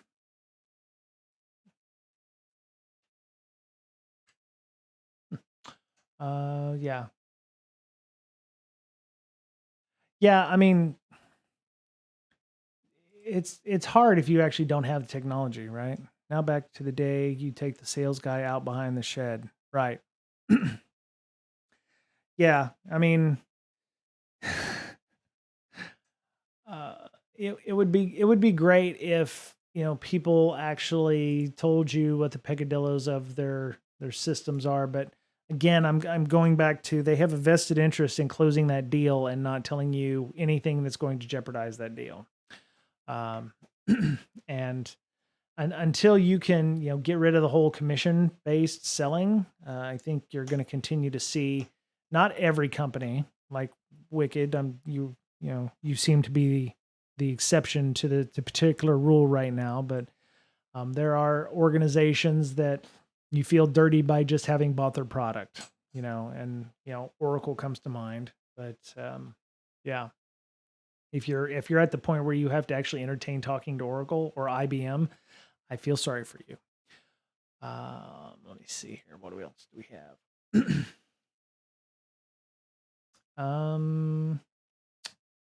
I think we have Jay Gorlick coming up as well on the show.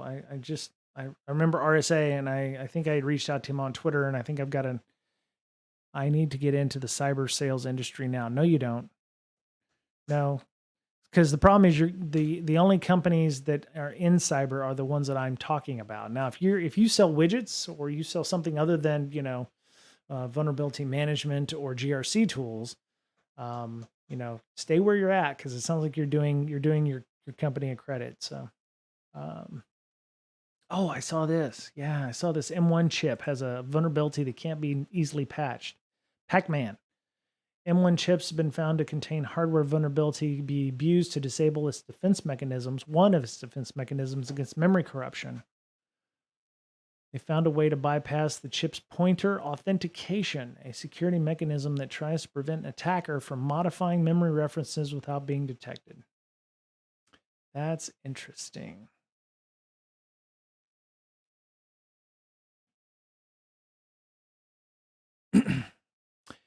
Pointer authentication relies on a cryptographic hash called a pointer authentication code derived from the pointer value, which is a 64-bit context value, and a 128-bit secret key to protect pointers from being modified. Because the used address space in 64-bit architecture is less than 64 bits, it's actually 48 bits in macOS 12.2.1. The extra space can be used to store the pack value, which ranges from 11 to 31 bits. When authentication is active, an attacker must know the pack value of the pointer after modification, or the program will crash. I see. So, brute force attack to find the pack won't work because a bad guess will cause a crash, resetting the value. Okay. So they figured out how to do a feedback mechanism be used to distinguish between correct and incorrect guesses without causing a program crash. Wow. Okay. So they need about 3 minutes on a 16-bit pack, which isn't the smallest, but it's not the largest either, and to construct a control flow hijacking attack on an application or operating system implementing pointer auth. Okay. So it sounds like maybe if so you don't want to use from 11 to 16, it sounds like, because it only takes 3 minutes to guess. So maybe you bump it up to 20 to 25 bits. Maybe that will add even longer.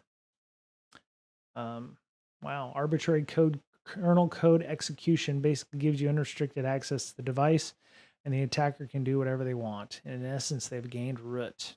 Okay. Ravichandran said he would not say whether Apple's new M2 chip might be vulnerable because researchers have not had a chance to investigate it. It is believed future ARM CPUs may also be vulnerable. Okay. International Symposium on Computer Architecture. Oh, that sounds like one of those high technical conferences.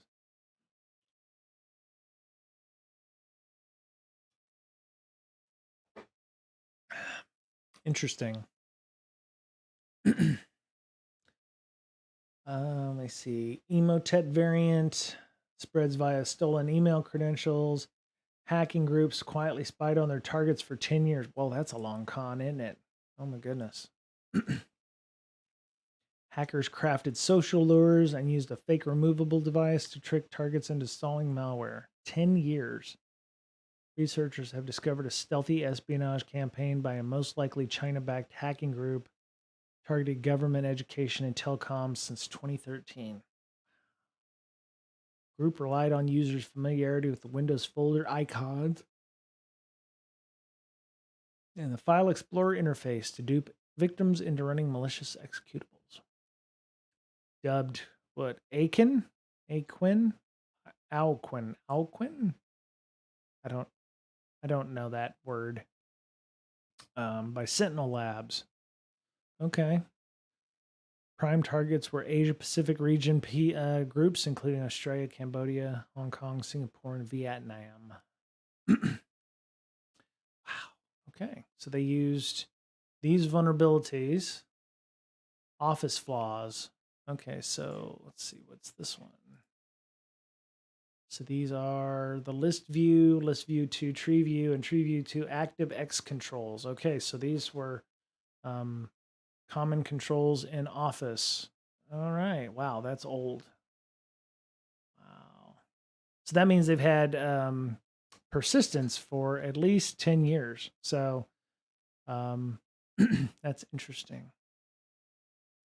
That's interesting. Exploited in the wild in April 2012, aka MS-COM Control OCX RCE vulnerability. Okay. So they've been inside these organizations for 10 years, and then they just kind of laid low. Didn't do anything because, they're biding their time, right? They're just sitting there waiting for bad things to occur. This was a stack-based buffer overflow in Microsoft Office. Wow.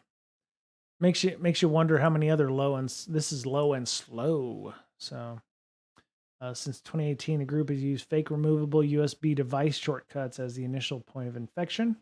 Clicking on the shortcut icon installs the malicious loader, which has 2 payloads.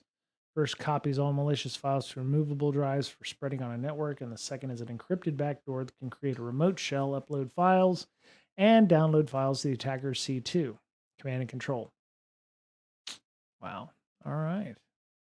Custom backdoor is the group's other backdoor is a modified version of the Heyoka open source project. Oh. Okay.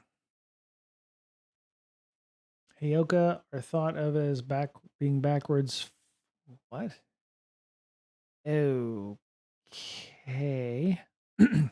Proof of concept of an exfiltration tool which used spoofed DNS requests to create a bi-directional tunnel. Oh, interesting. Project is not under active development anymore for a number of reasons explained in the fact, but feel free to play with it. Just expect bugs. 60% faster than existing tools.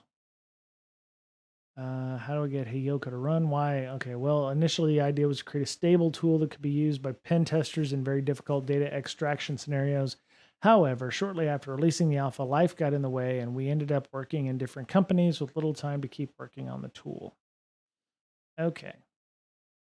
Well, I'm sure they would be happy to know that a Chinese company is using bi-directional tunnels in their open source project to, spread their seed.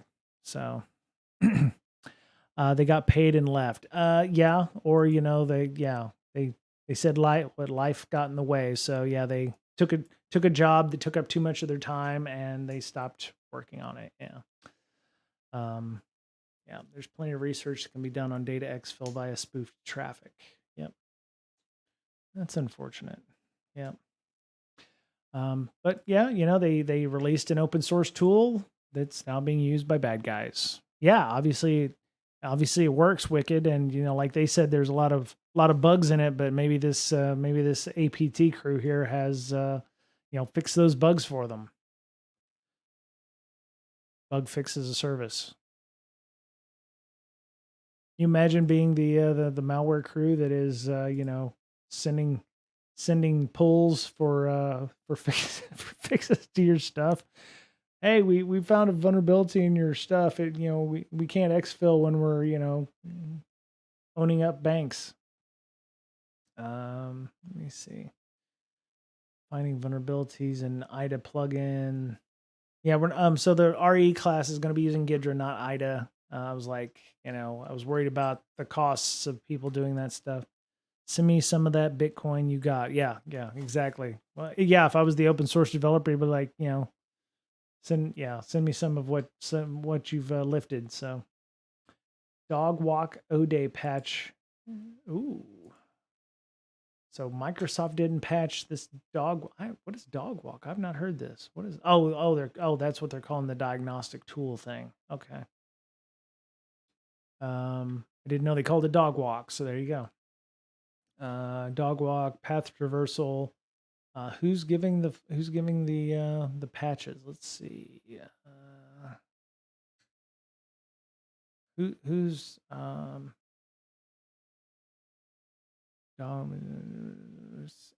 Emery Rad. Okay. As a result, malicious code could be dropped. Not be fixing it. Felina. Okay. Although Microsoft may not feel it's worthy, there are clearly organizations and individuals who'd like the software on their computers to work securely and properly. Okay. So the OPatch micro patching service released a collection of free unofficial patches. So there you go. So if you're worried about dog walk or the MS diagnostic tool thing, might be something you'd want to look at, but I'm sure that they have some kind of, patch this at your own risk. We can't guarantee that this won't bork your systems, et cetera, et cetera, et cetera. So what did they do? Our patch adds code that searches the source file name for ... If found, reports an exploit blocked event and emulates an error on the file copy operation shown in the video below. Okay, so there's video there. Source of the micro patch. Source code of the micro patch. Oh, okay. So just like, we had stories about people just downloading stuff and patching without actually looking at it and finding out you got a Cobalt Strike. The micro patch folks are giving you the source code so that you can review it and make sure that there's nothing ugly inside of it. Well, that's not bad. That's a pretty decent looking patch. So, that is all the code that you need to actually patch MSDT. So there you go. You can look through that. This is how our patch green code blocks is integrated into the original vulnerable code white and blue blocks to add missing security checks. All right, so the green blocks is what they add, and they add a little shim down here. So that's pretty cool. I like that. Microcode availability. Since this is an O-Day vulnerability with no vendor fix, we're providing our patches free until such a fix becomes available. So I would download this anyway, just in case. Don't register it, run it on your normal boxes, but apparently you don't need a computer reboot. So if you've got a CISO or a CIO breathing down your neck, YTT's not here. She's on a call, so it's all good.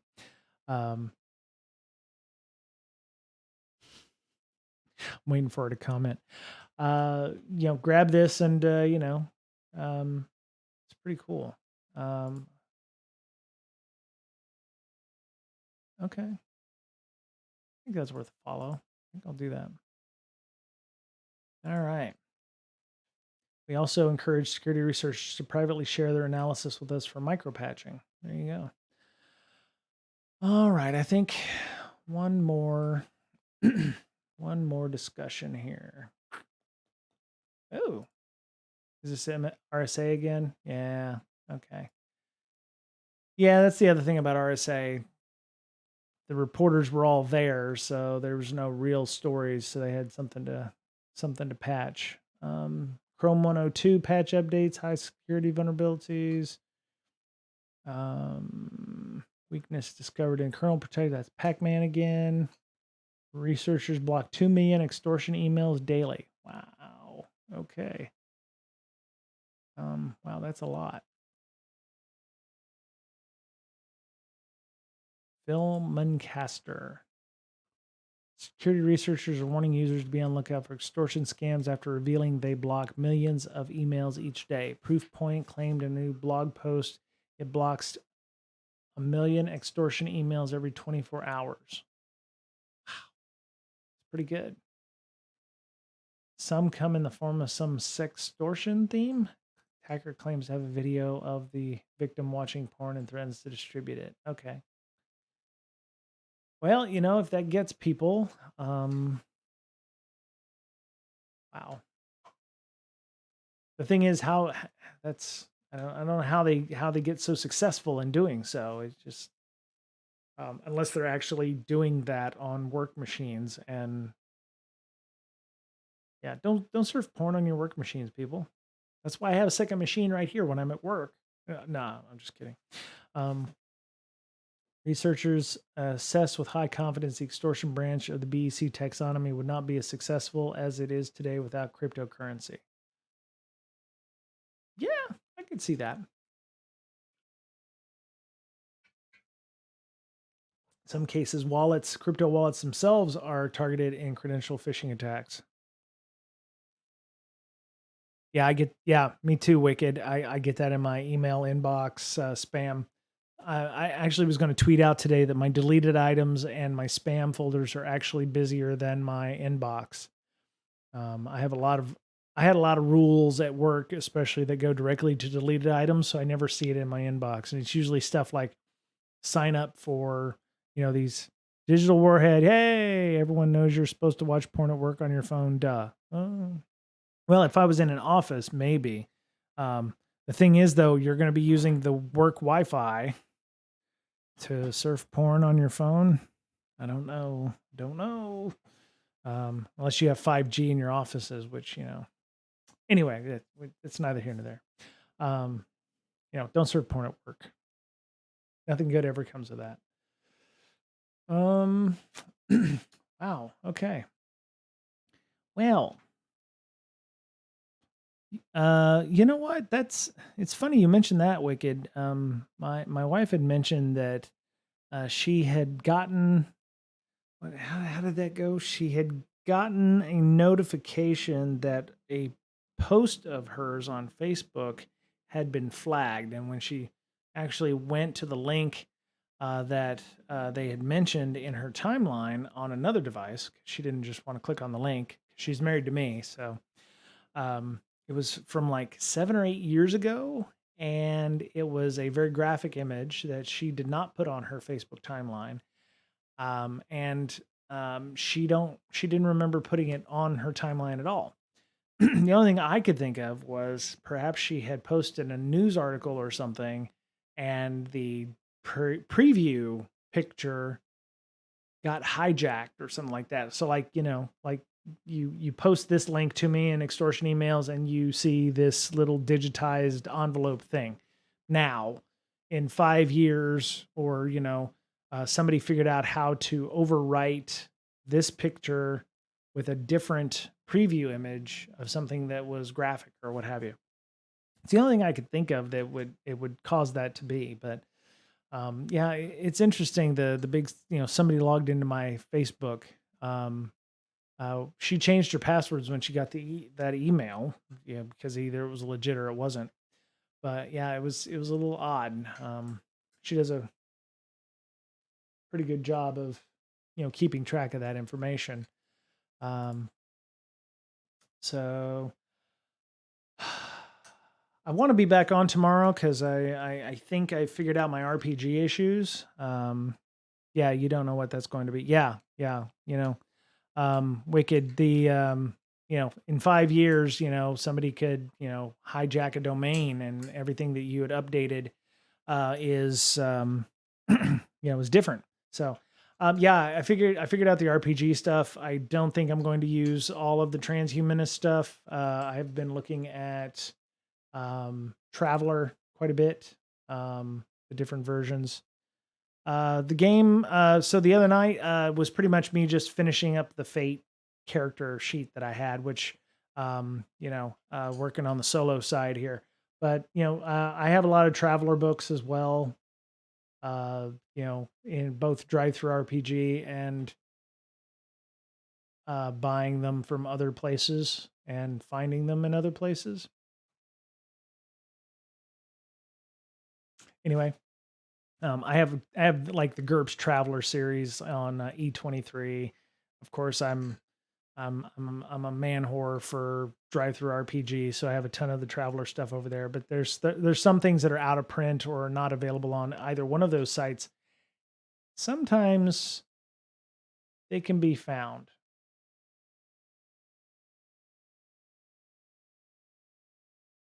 moving along.